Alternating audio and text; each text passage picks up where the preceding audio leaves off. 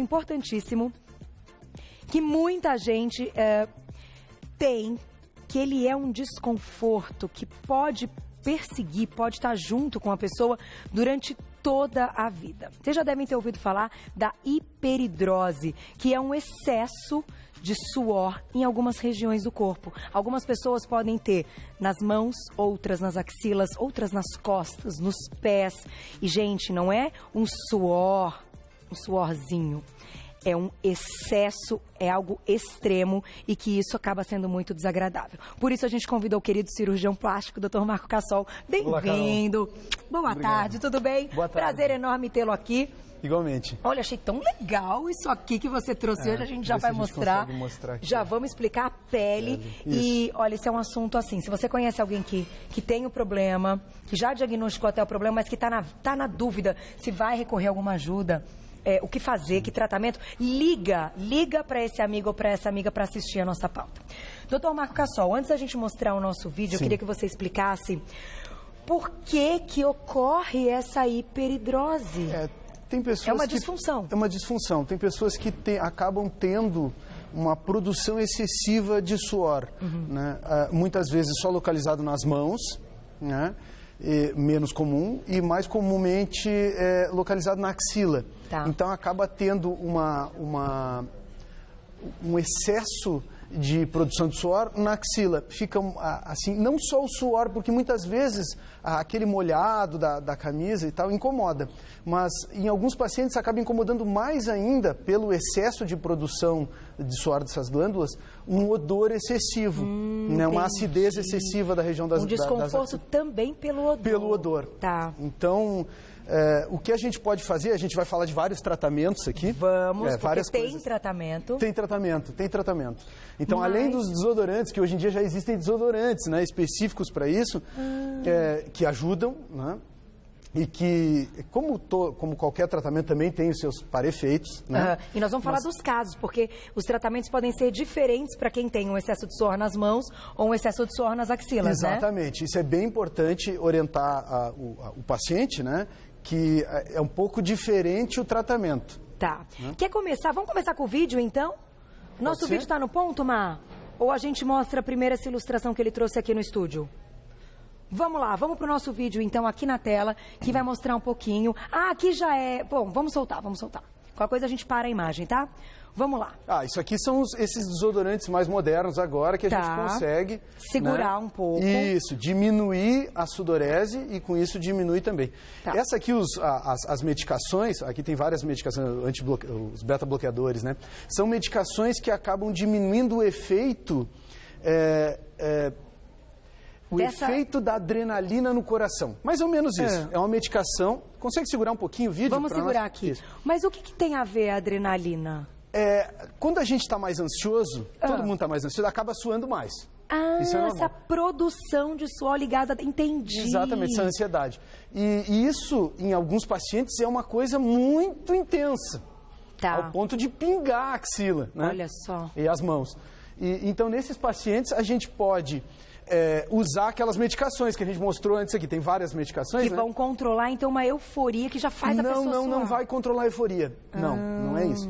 Essas medicações normalmente vão controlar os efeitos da adrenalina sobre o coração, sobre essa taquicardia, esse aumento da frequência cardíaca, os efeitos sistêmicos da ansiedade. A cabeça, o cérebro vai continuar funcionando a mesma coisa. Não é um calmante. Entendi. Não é um calmante. É como se fosse um bloqueiozinho ali para aquela reação do suor mesmo. Exatamente. Isso em alguns pacientes consegue ter um bom resultado, né? Tá. Isso não são todos os pacientes que conseguem resolver o seu problema com essas medicações, mas isso é uma forma da gente atenuar, amenizar. Perfeito.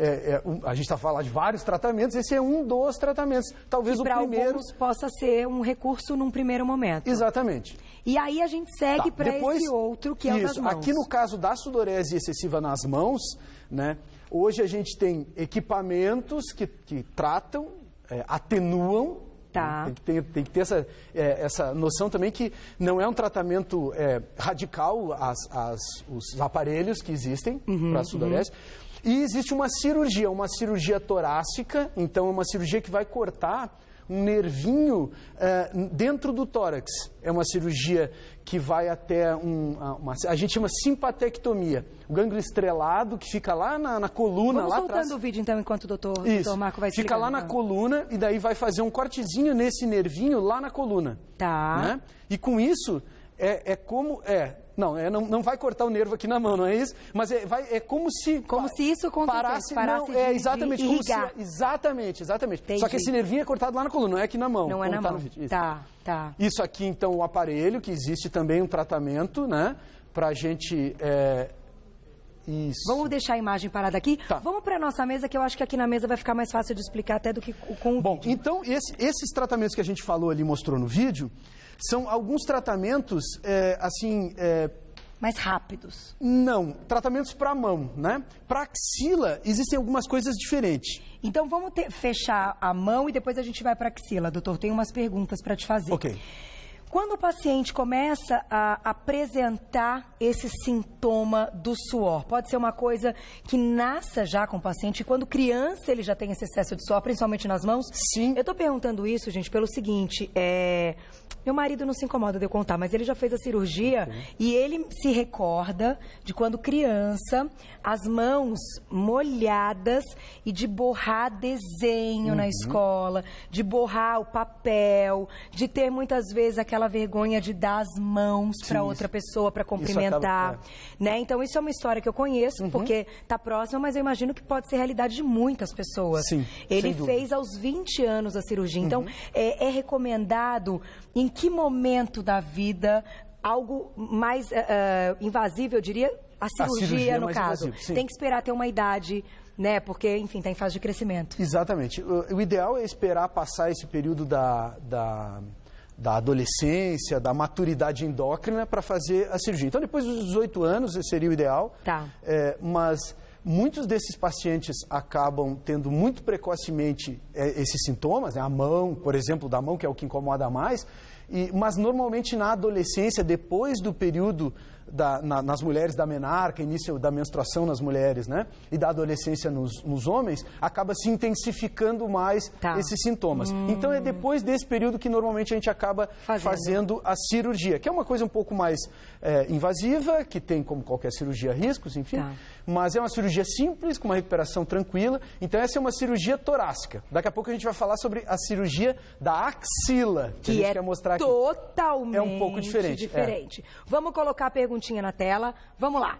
Vamos ver quem escreveu pra gente. Claro, depois tem mais uma coisa que eu me lembrei que eu vou perguntar pro doutor. Fernanda, eu acho que é Fernand Prof. Beijo pra você, Fê. Gostaria de saber se há algum medicamento tópico para combater a bactéria do mau cheiro nas axilas. Que pergunta bacana. Então, muitas vezes ela nem tá sentindo aí nem tem uma hiperidrose, mas ela sente um odor excessivo. A gente vai dizer o que fazer. Vamos retomar a cirurgia da axila.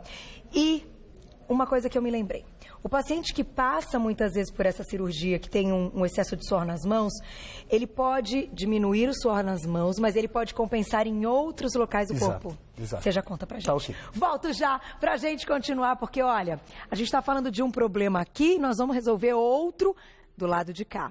Então, sempre vou mostrar para vocês o que eu achar aí que pode ajudar todo mundo. Voltamos para nossa pauta com o Dr. Marco Cassol. Estamos falando de hiperidrose e a gente deixou uma perguntinha na tela. Vamos colocar de novo? Olha lá. Perguntinha da Fê. Ela pergunta, então, se existe algum medicamento para combater essa bactéria do mau cheiro na axila. Medicamento tópico que ela está falando, provavelmente são esses cremes, esses desodorantes, que hoje em dia existem desodorantes especiais. O que causa o mau cheiro é a acidez da axila. Então, assim, quando tem acidez aumentada nessa região, qualquer substância que a gente passa que alcalinize a axila, já diminui o cheiro. Que interessante, doutor. Isso. Olha só. Então, assim, comprimidos, não.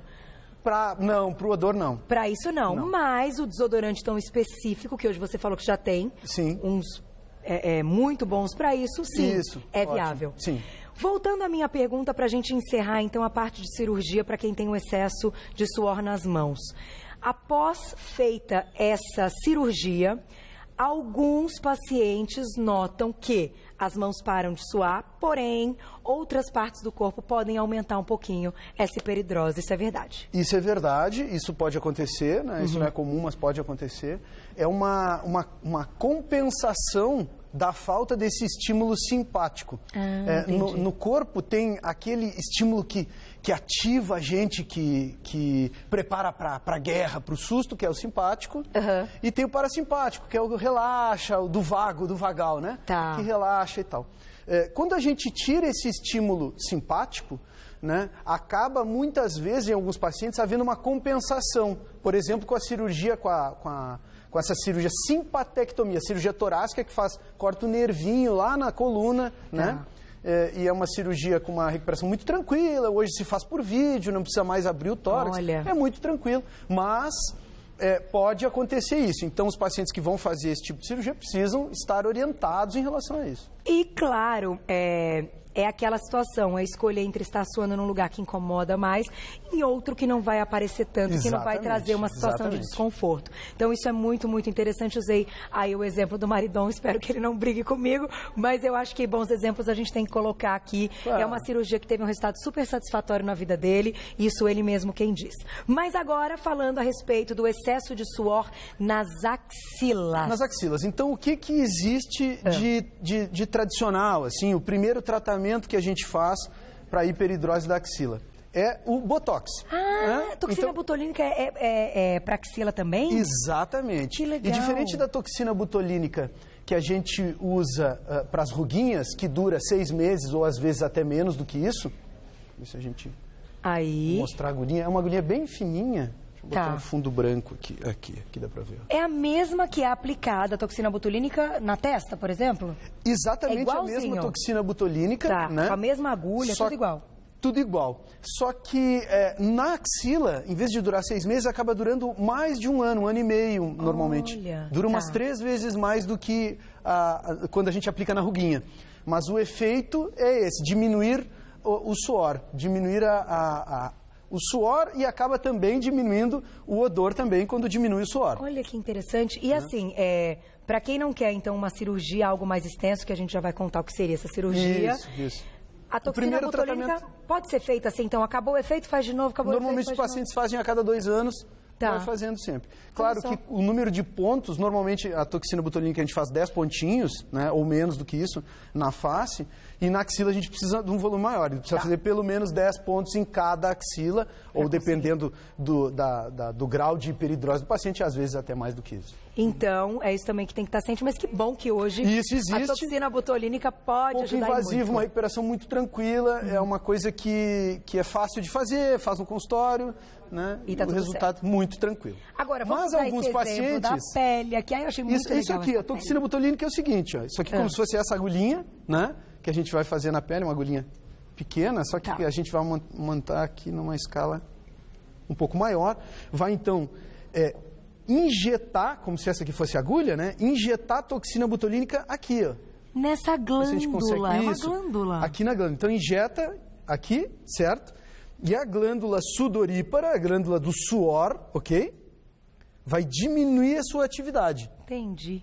Que legal. Neste caso da toxina botulínica, ela diminui. Porque, na verdade, o efeito dela, o objetivo, por que usa, é porque ela paralisa ali aquilo... O estímulo da glândula. Então, exatamente. Que nem na testa seria para paralisar o quê? Músculo? O músculo, isso. Aqui é diferente. Aqui paralisa o estímulo da glândula. Legal. E aí, então, a gente já vai aproveitar agora e já vai falar sobre a cirurgia. A cirurgia. A cirurgia é semelhante a uma lipoaspiração. Isso aqui é uma cânula de lipoaspiração. Se a gente consegue mostrar aqui uma cânula. Deixa eu fazer assim para o pessoal conseguir ver a pontinha. Isso, a pontinha, né? Pontinha redondinha. Então, o que a gente faz na cirurgia? A gente usa inicialmente uma cânula de lipoaspiração para fazer um descolamento. Então, atravessando a pele aqui, né? Vai até o subcutâneo, aqui está a pele, ok? Isso aqui são as camadas da pele, as camadas da pele, a camada mais superficial e depois embaixo da pele, o subcutâneo, onde tem a gordurinha. Essa gordurinha, esses amarelinhos aqui é a gordurinha. A gente vai fazer uma pequena lipoaspiração, que serve muito mais como um descolamento dessa região. Ok? Com essa cânula aqui. E depois a gente vai usar uma cânula bem específica. Vamos ver se a gente consegue mostrar aqui, ó.